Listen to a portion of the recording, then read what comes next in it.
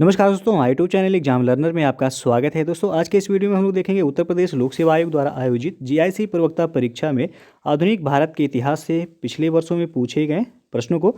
ये आपका second part है। इसके पहले पार्ट 1 अपलोड हो चुका है, तो जो लोग नहीं देखे हैं चैनल के प्लेलिस्ट में आप जाके वहाँ से देख सकते हैं। और वीडियो को लाइक शेयर कर दीजिएगा। चैनल पर पहली बार आए हैं तो चैनल को सब्सक्राइब कर लीजिएगा, साथ में बेल आइकन को प्रेस जरूर कर लीजिएगा, जिससे आने वाले अगले वीडियो का नोटिफिकेशन आपको पहले मिल जाए। और इसका पीडीएफ आपको हमारे टेलीग्राम चैनल पर मिल जाएगा। नीचे डिस्क्रिप्शन में टेलीग्राम का लिंक दे दिया गया, वहाँ से ज्वाइन करके आप पीडीएफ डाउनलोड कर सकते हैं। तो चलिए शुरू करते हैं। आज का पहला प्रश्न है, 1857 के गदर के समय बैरकपुर में अंग्रेज कमांडिंग अफसर कौन था? तो इसका सही आंसर हो जाएगा ऑप्शन सी, हैरसी। 1857 ईस्वी के विद्रोह के समय बैरकपुर में अंग्रेज कमांडिंग अफसर हैरसे थे।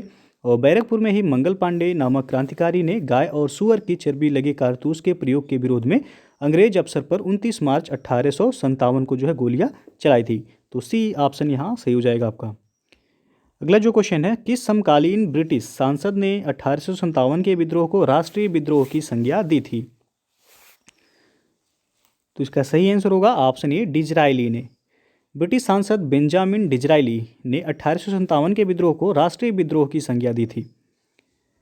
और लॉर्ड कैनिंग ने 1857 ईस्वी के विद्रोह के समय भारत के गवर्नर जनरल थे। तो याद रखिएगा, पूछा जाए प्रश्न कि 1857 के विद्रोह के समय गवर्नर जनरल कौन थे, तो वह कैनिंग थे। और अगला जो प्रश्न है आपका, 1857 के विद्रोह के नेता जिन्हें पकड़ा गया वह फांसी पर चढ़ा दिया गया था, कौन थे? तो वह थे तात्या टोपे। ए विकल्प सही हो जाएगा। तात्या टोपे को उनके एक विश्वसनीय मित्र मान सिंह ने उन्हें धोखा देकर उस समय पकड़वा दिया जब वे पारों के जंगलों में अपने कैंप में शयन कर रहे थे। यहाँ से उन्हें पकड़कर शिवपुरी लाया गया और सैनिक अदालत में 18 अप्रैल 1859 को उन्हें फांसी की सजा दी गई थी। अगला जो प्रश्न है, अंतिम मुगल शासक कौन था? तो इसका सही आंसर हो जाएगा ऑप्शन बी, बहादुर शाह द्वितीय। अंतिम मुगल सम्राट बहादुर शाह द्वितीय या फिर बहादुर शाह जफर के नाम से जाना जाता है। वह अंग्रेजों का पेंशन भोगी और दिल्ली के लाल किले में शाही संस्थान का प्रमुख था और शाही खिताब का उपभोग नाम मात्र के लिए करता था। और 1862 ईस्वी में बहादुर शाह जफर की मृत्यु हो गई थी। तो बी ऑप्शन सही हो जाएगा। अंतिम मुगल सम्राट कौन था? बहादुर शाह द्वितीय या फिर बहादुर शाह जफर। अगला जो क्वेश्चन है, मंगल पांडे एक सिपाही था। तो यहाँ जो सही हो जाएगा आपका सी विकल्प से हो जाएगा, 34वीं नेटिव इन्फेंट्री का। मंगल पांडे वह 34वीं नेटिव इन्फेंट्री के एक सिपाही थे। और 29 मार्च 1857 को बैरकपुर छावनी में सैनिकों ने चर्बी वाले कारतूसों का प्रयोग करने से इनकार कर दिया और एक सैनिक मंगल पांडे ने अपने अधिकारी लेफ्टिनेंट बाग और लेफ्टिनेंट जनरल ह्यूसन की हत्या कर दी थी। अंग्रेजों द्वारा 34वीं नेटिव इन्फेंट्री रेजिमेंट भंग कर दी गई और अपराधियों को दंड दिया गया था। अगला जो क्वेश्चन है, 1857 में सक्रिय हुए मंगल पांडे किस नेटिव इन्फेंट्री के थे? तो अभी बताया गया 34वीं, यानी कि ए विकल्प आपका सही हो जाएगा। और अगला प्रश्न है, 1857 में अवध का चीफ कमिश्नर कौन था? तो वह थे जेम्स आउट्रेम। ये विकल्प सही हो जाएगा यहाँ। 1857 में अवध का चीफ कमिश्नर जेम्स आउट्रेम थे। आउट्रेम की रिपोर्ट के आधार पर कुशासन के आरोपों के तहत डलहौजी द्वारा अवध को 1856 में अंग्रेजी राज्य के अधीन विलय कर दिया गया। तो ये प्रश्न भी पूछा जाता है, अवध को अंग्रेजी राज्य में कब विलय किया गया था? तो 1856 में, और कुशासन के आरोपों के तहत विलय किया गया था। अगला क्वेश्चन है आपका, 1857 में गदर के समय कानपुर में अंग्रेज कमांडिंग अफसर कौन था? तो कानपुर में थे सर ह्यूज व्हीलर। ए विकल्प से हो जाएगा यहाँ। अगला जो क्वेश्चन है, 1857 के विद्रोह के समय मुगल शासक कौन था? तो वह थे बहादुर शाह जफर। ए ऑप्शन से हो जाएगा यहाँ। अगला क्वेश्चन है, सन्यासी विद्रोह किस काल का है? आपको बताना है किस काल का है सन्यासी विद्रोह। तो यहाँ जो सही हो जाएगा आपका ये विकल्प सही हो जाएगा 1763 से लेकर के 1800 ईस्वी। सन्यासी विद्रोह ये 1763 से लेकर के 1800 ईस्वी के मध्य हुआ था। बंकिम चंद्र चटर्जी ने अपनी रचना आनंद मठ, ये याद रखिएगा, आनंद मठ में इस विद्रोह का वर्णन किया है। वारेन हेस्टिंग्स एक लंबे अभियान के उपरांत ही इस विद्रोह को दबा पाने में जो है वह सफल हुए थे। तो यदि प्रश्न पूछा जाए सन्यासी विद्रोह को जो है किसके द्वारा जो है दबाया गया, तो वारेन हेस्टिंग्स के द्वारा जो है सन्यासी विद्रोह को जो है खत्म किया गया। अगला जो क्वेश्चन है, बिहार में 1857 के विद्रोह के नायक कौन थे? तो इसका सही आंसर हो जाएगा ऑप्शन डी, कुंवर सिंह। बिहार में जो है, बिहार के जगदीशपुर जगह का नाम याद रखिएगा, जगदीशपुर में जो है विद्रोह की अगुवाई करने वाले कुंवर सिंह बिहार के आरा जिले से वह संबंधित थे। अगला जो क्वेश्चन है आपका, दामन ए कोह से आशय है? तो इसका सही विकल्प होगा ऑप्शन ए, संथाल बहुल क्षेत्र। दामन ए कोह से आशय संथाल जो है बहुल क्षेत्र से है। इसके अंतर्गत बीरभूम, ढालभूम, सिंहभूम और मानभूम और बांकुड़ा के क्षेत्र जो है आते हैं दामन ए कोह के अंतर्गत। तो यह संथाल बहुल क्षेत्र है। अगला जो क्वेश्चन है आपका, वहाबी संप्रदाय का उद्भव हुआ था? तो वह अरब में हुआ था। ये विकल्प सही हो जाएगा आपका। वहाबी संप्रदाय का उद्भव अरब में हुआ था। इसके संस्थापक मोहम्मद इब्न अद अल वहाब थे और यह एक मुस्लिम सुधार आंदोलन था। बरेली के सैयद अहमद भारत में इस आंदोलन के प्रवर्तक रहे। तो ये ऑप्शन सही हो जाएगा। प्रश्न जो है पूछा गया आपसे, वहाबी संप्रदाय का उद्भव कहाँ हुआ था? तो वह अरब में हुआ था और भारत में जो है इस आंदोलन के प्रवर्तक जो थे वह थे सैयद अहमद। तो उनका नाम जो है याद रखिएगा। अगला जो क्वेश्चन है वो आपका, सूची 1 को सूची 2 के साथ मिलान करना है और कूट के माध्यम से बताना है यहाँ कौन सा विकल्प सही हो जाएगा। तो चलिए देखते हैं। एक तरफ आपका जो है पहला है आदि ब्रह्म समाज। तो आदि ब्रह्म समाज के प्रवर्तक कौन थे? देवेंद्रनाथ टैगोर थे। ये का हो जाएगा दूसरा। भारतीय ब्रह्म समाज के प्रवर्तक थे केशव चंद्र सेन। बी का हो जाएगा चौथा। और थियोसॉफिकल सोसाइटी के संस्थापक जो थे colonel Olcott, madam HP Blavatsky और कर्नल अलकाट 2 लोग थे। तो यहाँ ऑप्शन में आपका कर्नल अलकाट दिया गया। तो सी का हो जाएगा तीसरा। और डी है सत्यशोधक समाज। सत्यशोधक समाज के संस्थापक थे ज्योतिबा फूले। डी का हो जाएगा पहला। 2, 4, 3, 1 जिस ऑप्शन में होगा वैसे हो जाएगा आपका। तो आप देख सकते हैं 2, 4, 3, 1 विकल्प बी यहाँ सही है। अगला जो प्रश्न है, ब्रिटिश काल में कौन सी धारा धार्मिक एवं सामाजिक भेदभाव के विरुद्ध थी?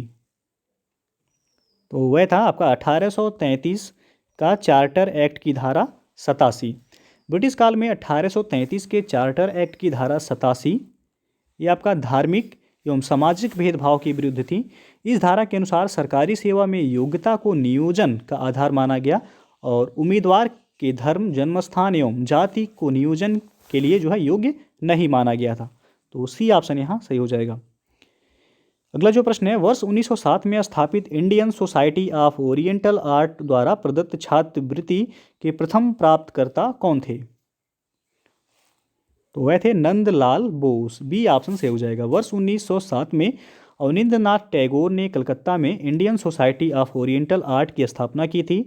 यह संस्था द्वारा जो है प्रदत्त छात्रवृत्ति के प्रथम प्राप्तकर्ता नंदलाल बोस थे। उन्होंने कला की शिक्षा अवनींद्रनाथ टैगोर से ग्रहण की थी और नंदलाल बोस एक प्रसिद्ध भारतीय चित्रकार थे जिन्होंने संविधान की मूल प्रति का डिजाइन बनाया था और इनके प्रसिद्ध चित्रों में दांडी मार्च, संथाली कन्या, सती का देह त्याग ये सभी जो है शामिल है। तो बी ऑप्शन याद रखिएगा सही है आप। अगला जो क्वेश्चन है, मद्रास हिंदू एसोसिएशन के संस्थापक कौन थे? तो वह थी एनी बेसेंट। बी ऑप्शन सही हो जाएगा। मद्रास हिंदू एसोसिएशन नामक 2 संस्थाएं गठित हुई हैं। प्रथम Madras Hindu social reforms association, जिसे मद्रास सामाजिक सुधार संघ कहा जाता है, जिसकी स्थापना वीरेश लिंगम पंतुलु ने 1892 ईस्वी में की थी और यह एक सामाजिक शुद्धता आंदोलन था। जबकि दूसरा मद्रास हिंदू एसोसिएशन यानी कि मद्रास हिंदू संघ, इसकी स्थापना एनी बेसेंट द्वारा 1904 में किया गया था। तो यहाँ जो है बी ऑप्शन आपका सही हो जाएगा। अगला जो प्रश्न है आपका, दक्षिणेश्वर संबंधित है किससे? तो यह संबंधित है रामकृष्ण परमहंस से। सी विकल्प से हो जाएगा। रामकृष्ण परमहंस, इनके बचपन का नाम था गदाधर। यह एक महान विचारक थे और इनके विचारों को उनके शिष्य स्वामी विवेकानंद ने पूरी दुनिया में फैलाया। रामकृष्ण ने इस बात पर जोर दिया कि ईश्वर तक पहुँचने के कई मार्ग हो सकते हैं और उन्होंने उपासना के सभी रूपों में एक ही परमात्मा की आराधना की बात कही। तो यहाँ जो है सी विकल्प से हो जाएगा आपका। और रामकृष्ण परमहंस ये आपका कलकत्ता के एक मंदिर यानी कि दक्षिणेश्वर के ये पुजारी थे। अगला जो क्वेश्चन है, इनमें से कौन देवबंद स्कूल से नहीं जुड़े थे? तो वह थे शाह अब्दुल अजीज। ये ऑप्शन से हो जाएगा। देवबंद स्कूल यह उलेमाओं ने जो प्राचीन मुस्लिम विद्या के अग्रणी थे यह आंदोलन चलाया और यह एक पुनर्जागरण आंदोलन था जिसके दो मुख्य उद्देश्य थे। पहला, मुसलमानों में कुरान तथा हदीस की शुद्ध शिक्षा का प्रसार करना और विदेशी शासकों के विरुद्ध जिहाद की भावना को जीवित रखना। मोहम्मद कासिम ननौतवी तथा रशीद गंगोही के नेतृत्व में देवबंद उत्तर प्रदेश के सहारनपुर जिले में एक विद्यालय की स्थापना की और इस प्रकार मोहम्मद वानोतवी, रशीद अहमद गंगोही तथा महमूद अल हसन यह देवबंद स्कूल से संबंधित हैं, जबकि शाह अब्दुल अजीज यह देवबंद स्कूल से नहीं जुड़े थे। तो ये ऑप्शन सही हो जाएगा यहाँ। और अगला जो प्रश्न है आपका, संथाल विद्रोह कहाँ हुआ था? तो यह हुआ था आपका राजमहल पहाड़ी में। सी ऑप्शन से हो जाएगा यहाँ। 1855 ईस्वी का संथाल विद्रोह एक प्रसिद्ध आदिवासी विद्रोह था। यह विद्रोह मुख्यतः भागलपुर से लेकर के राजमहल के बीच के क्षेत्र में केंद्रित था और इस विद्रोह के नेता सिद्धू कान्हू और चांद एवं भैरव नामक 4 भाई थे। तो सी ऑप्शन से हो जाएगा, याद रखिएगा। और प्रश्न एक पूछा जाता आपसे कि 1857 की क्रांति से पहले कौन सा विद्रोह हुआ था? तो वह याद रखिएगा संथाल विद्रोह हुआ था। इसका समय याद रखिएगा 1855 से 56 ईस्वी। और अगला जो प्रश्न है, बंगाल में धर्मसभा का संस्थापक कौन था? तो वह थे राधाकांत देव। बी विकल्प से हो जाएगा। राधाकांत देव ये अनेक भाषाओं के विद्वान, हिंदू संस्कृति के संरक्षण के पक्षधर एवं विचारक थे।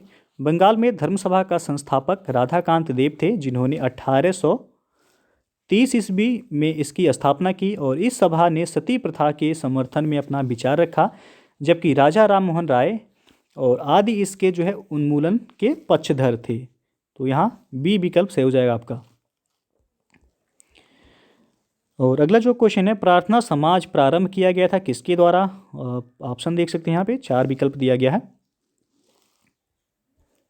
तो यहाँ आपका ए विकल्प से हो जाएगा। प्रार्थना समाज आत्माराम पांडुरंग, इसकी स्थापना जो है हुआ था 1867 ईस्वी में बम्बई में आचार्य केशव चंद्र सेन की प्रेरणा से आत्माराम पांडुरंग द्वारा इसकी स्थापना की गई थी। और महादेव गोविंद रानाडे इस संस्था से 1869 ईस्वी में जुड़े थे। तो यहाँ जो है प्रश्न पूछा गया, प्रार्थना समाज प्रारंभ किया गया था किसके द्वारा?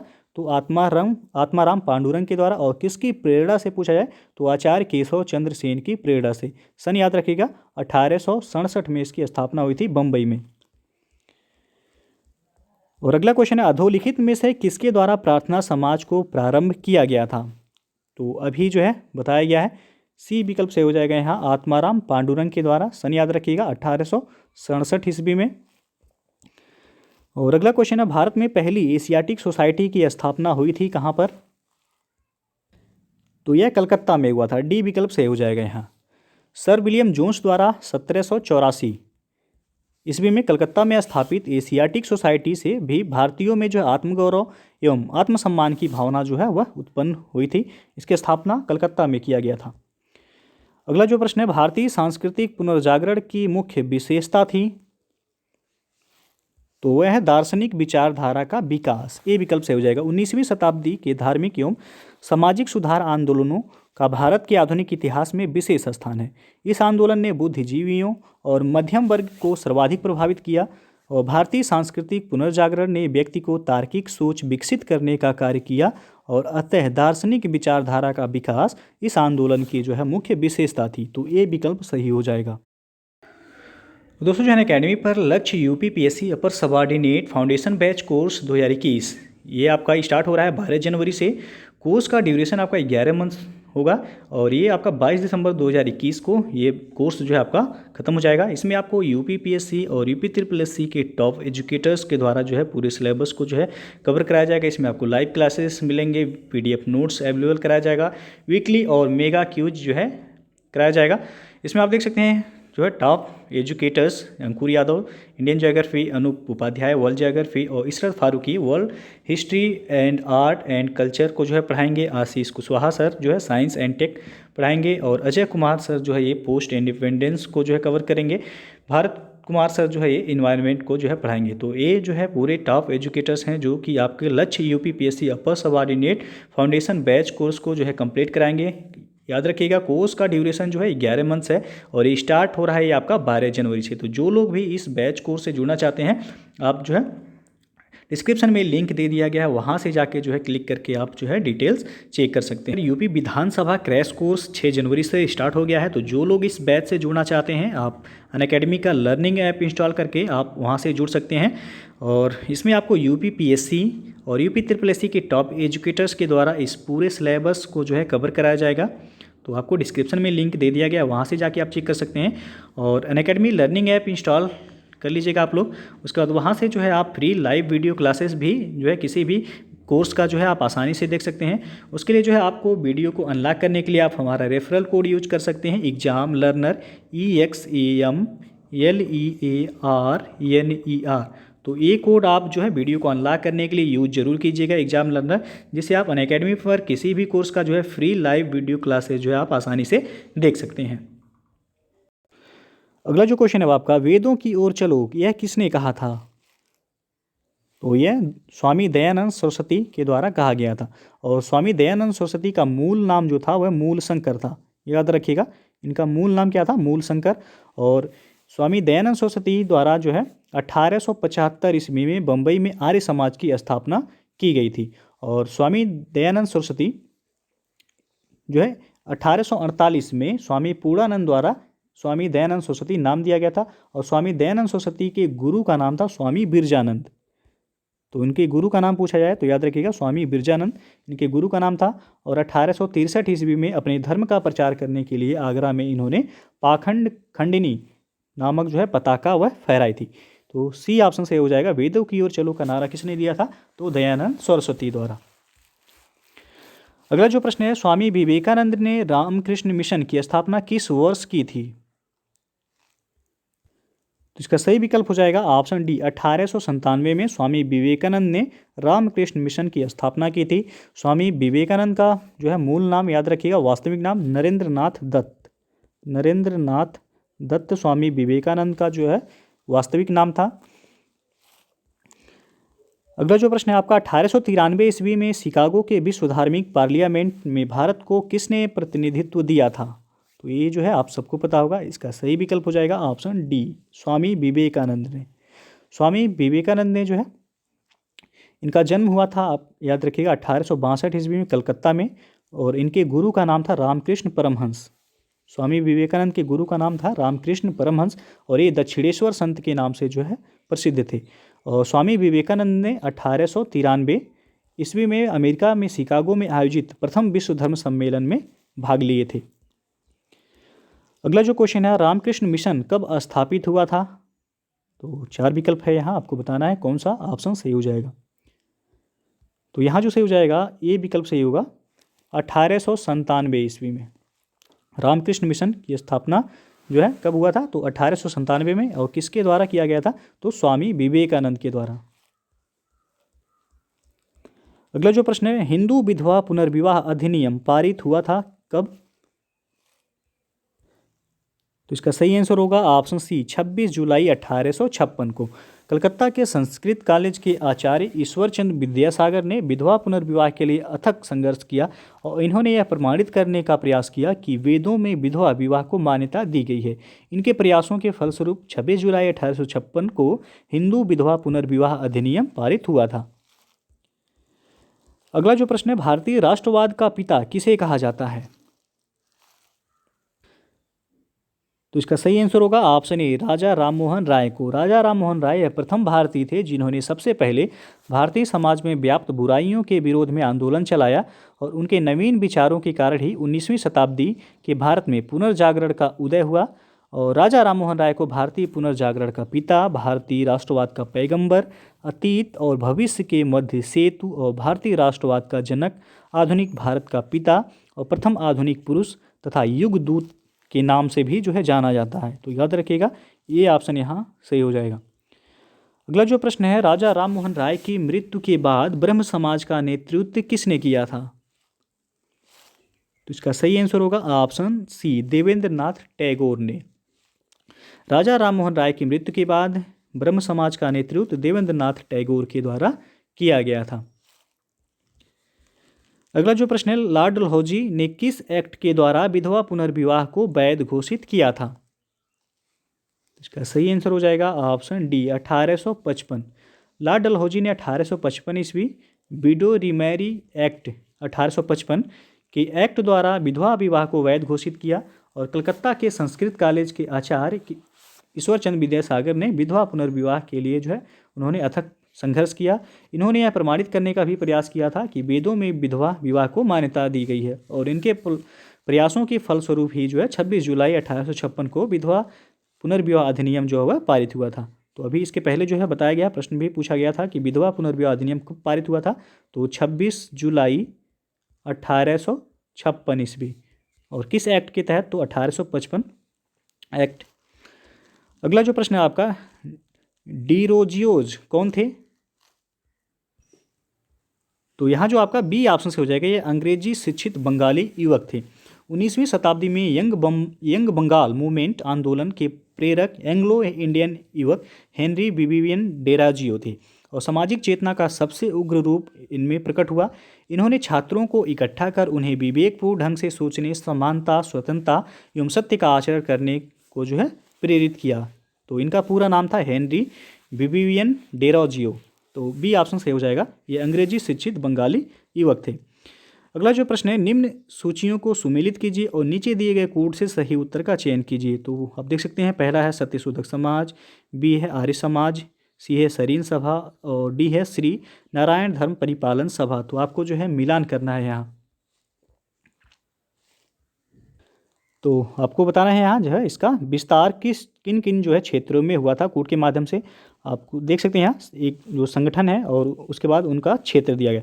तो सत्यशोधक समाज का जो है क्षेत्र था महाराष्ट्र और आर्य समाज का उत्तरी भारत, सरीन सभा का पंजाब और श्री नारायण धर्म का जो है क्षेत्र था केरल। तो ये जो है याद रखिएगा आप। अगला जो प्रश्न है आपका, निम्नलिखित स्थानों में से किसमें थियोसॉफिकल सोसाइटी के मुख्यालय की स्थापना की गई थी? तो ये अड्यार में किया गया था। ये विकल्प सही हो जाएगा यहाँ।